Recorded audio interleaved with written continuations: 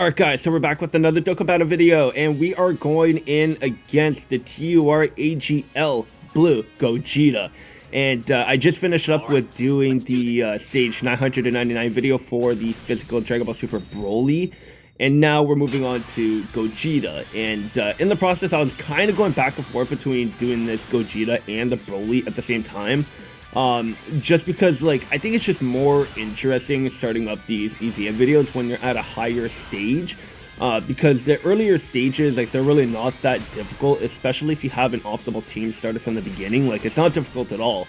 And especially with the team that I'm rocking with, when you have double tech LR Broly, you have Janemba, you got Beerus, you got Turles, you got the AGL LR Broly as well. Like, it's just not difficult at all. And then at stage 999, the Blue Gogeta does not even have 100 million HP. So Tech Broly in one turn is already doing like 45-50 million damage.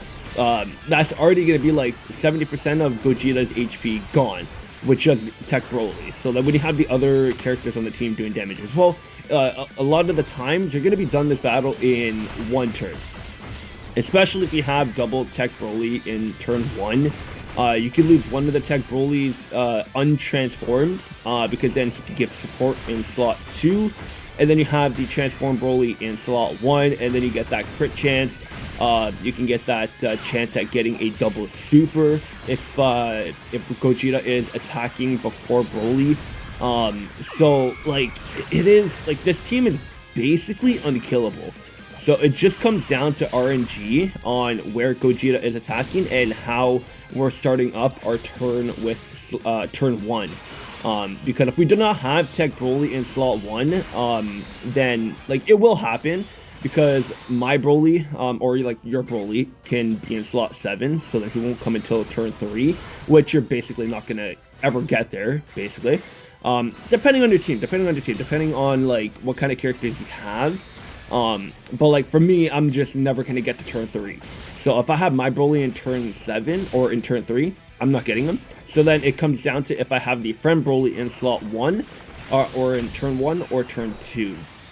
But if I don't have a Tech Broly in turn 1, then it just comes down to RNG if I have AGL Broly on how many supers he's gonna do. If I have Beerus in turn 1, if depending on how many attacks Gogeta is also doing in turn 1 before Beerus, so that Beerus can build up, do the damage. And the same with Janemba, if I have him in turn 1, if I have him in slot 1 or slot 2 or slot 3.